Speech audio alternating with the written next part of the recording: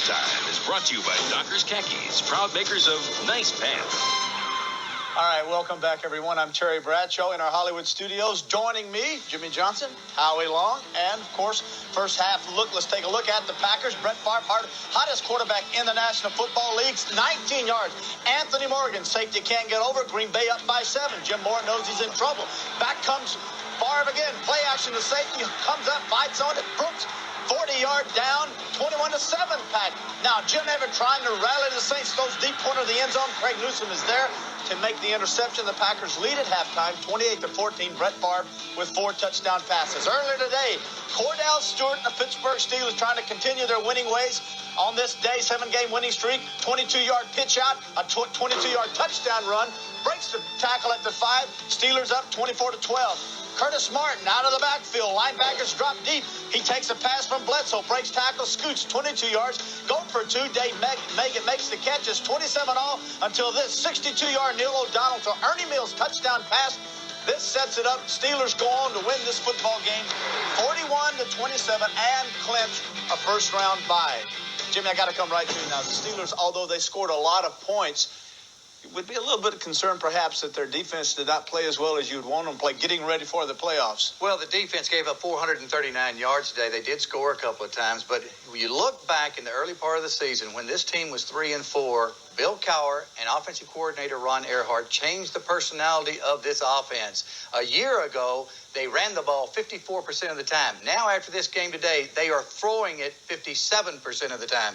They're wide open offense. They're using Cordell Stewart. That's why one reason why they have an 8-game winning streak. You know, when getting ready for the playoffs, you talk about the Green Bay Packers. You got to talk about Brett Favre. My God, 4 touchdown passes, Howie. How do you spell MVP? 4,000 yards already on the year, 4 TDs today, 36 on the year. The first quarterback to throw that many TDs since Dan Marino in 1986 with 44.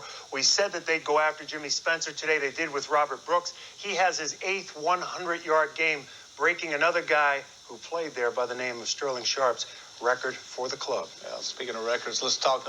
Our James Brown is in Philadelphia tonight for the Buster Mathis Jr. Mike Tyson fight, and James Brown sat down with Mike Tyson.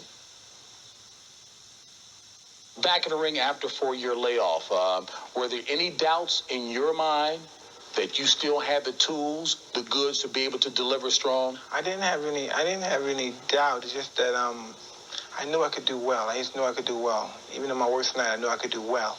I was just worried about what people would think. You know, I was caught up in that scenario. You know what I mean? People was throwing a lot of negative vibes, so that's why I shut everything out and I just concentrated on doing what I had to do. And all the fanfare and all the crazy, they made a big thing about the publicity about the fight. It got me a little nervous. How have you become a different person? Well, you know, I'm not totally, as they say in the rehabilitation program, I'm not totally saved as far as my deeds and concern in life. You know what I mean, good or bad, but you know what I mean, I'm on the road. I didn't stray away yet. But what's kept you on the straight and narrow thus far? There's people that I see that was a part of that environment that I was once, you know what I mean, a brotherhood of, and I still love them and have respect for them, but they have to understand that that just wasn't healthy for me. You know what I mean? It's probably good for them. I was too extreme in that world. You know what I mean? I couldn't handle it. Will all of this make you a better fighter? Well, I don't necessarily about a better fighter. I used to know when I fought Peter McNeil, that's the first time in my whole career I ever been to a fight and never had to say, well, let me stop drinking because now it's time to train. That's the first time in my life I went through the whole training period. I went through the whole thing. I trained for a fight without ever having to drink. First time in my life.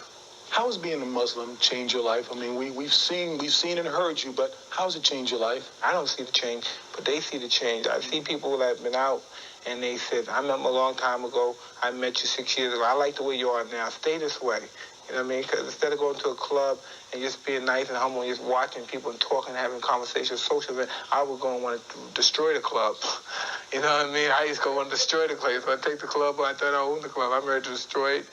And, you know, I'm young, so I thought, whatever it costs, I'll pay for it. So it was just crazy. But the fact is, it just gave me an insight on just humanity and the way I want to be treated.